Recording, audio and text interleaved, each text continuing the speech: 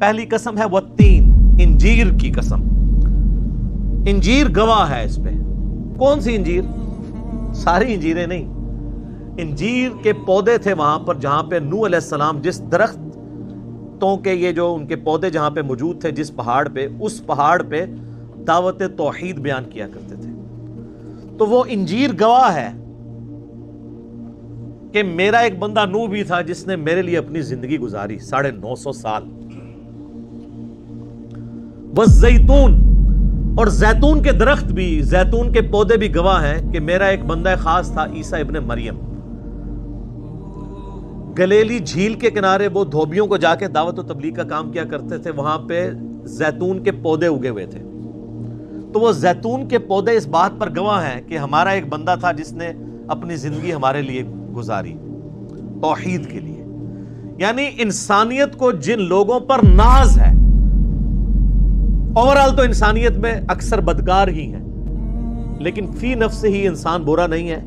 اللہ تعالیٰ کی کریشن کا کلائمیکس یہ والے انسان بھی ہیں جن پہ مخلوقات بھی گواہ ہیں کہ انہوں نے اپنی زندگی خدا کے لیے گزاری کمٹمنٹ کے ساتھ۔ اللہ از دا ٹاپ پرائورٹی، اللہ کو ترجیح اول مانا۔ وطور سینین، اور طور پہاڑ بھی گواہ ہے کہ وہاں پر بھی ہمارا ایک بندہ تھا۔ کون؟ موسیٰ علیہ السلام۔ انسانیت کے ایک اعلیٰ ترین مرتبے پر وہ فائز ہوئے کہ اللہ تعالیٰ نے کوہ طور پر ان سے کلام فرمایا۔ وَكَلَّمَ اللَّهُ مُوسَىٰ تَكْلِيمًا، اللہ نے موسیٰ کے ساتھ کلام کیا جیسا کہ کلام کرنے کا حق ہے۔ اس کائنات میں صرف ایک شخص ہے جس سے اللہ نے دنیا میں کلام کیا ہے، وہ سیدنا موسیٰ علیہ السلام ہے۔ ہمارے محبوب صلی اللہ علیہ وآلہ وسلم سے اس دنیا میں کلام نہیں ہوا، آسمانوں پہ ہوا ہے۔ اس دنیا میں صرف ایک شخص سے کلام ہوا ہے۔ باقی بزرگ بابوں کے بارے میں تو آپ جتنی مرضی کہانیاں بنا لیں کہ فلاں بزرگ کی بات ہوگی تو فلاں، تو ساری کہانیاں ہیں، ڈکلیئرڈ پرسنالٹی ایک ہی ہے۔ وَهَذَا الْبَلَدِ الْأَمِينَ، اور یہ شہر مکہ بھی گواہ ہے۔ مکہ کس شخص کے اوپر گواہ ہے؟ امام اعظم محمد رسول اللہ صلی اللہ علیہ وسلم۔ مکہ کے 52 سال اس پر گواہ ہیں کہ ایک اعلیٰ کردار کی شخصیت نے ان فضاؤں میں سانس لی ہے۔ مدنی لائف تو آپ کی صرف 11 سال ہے، باقی 52 سال تو مکے میں۔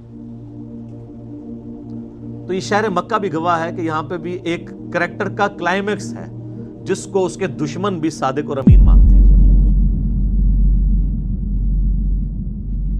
تو یہ 4 کی 4 قسمیں ان شخصیات کے ساتھ جڑی ہوئی ہیں کہ پوری انسانیت اگرچہ اپنی اکثریت کے اعتبار سے گمراہی کے راستے پر ہے، لیکن پھر بھی اللہ تعالیٰ نے اپنے ایسے بندے پیدا کیے ہیں جو اپنی زندگی خدا کے لیے گزارتے ہیں، چاہے وہ نوح علیہ السلام ہو انجیر کے درختوں کے پاس اللہ کی دعوت توحید بلند کرنے کے لیے، یا عیسیٰ ابن مریم ہو زیتون کے پودوں کے پاس گلیلی جھیل کے کنارے دھوبیوں تک اپنی دعوت پہنچانے والے۔ ان دھوبیوں کو بات سمجھ آ گئی۔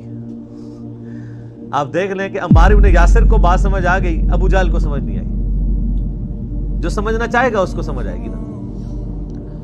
اور چاہے وہ طور سینا پر ہم سے ملاقات کا شرف حاصل کرنے والے سیدنا موسیٰ علیہ السلام ہوں، یا شہر مکہ میں بے داغ زندگی گزارنے والے سیدنا و مولانا امام اعظم محمد رسول اللہ صلی اللہ علیہ وآلہ وسلم ہوں، یہ چاروں کی چاروں شخصیات اس بات پر گواہ ہیں، ان کا کریکٹر اس کے اوپر گواہ ہے۔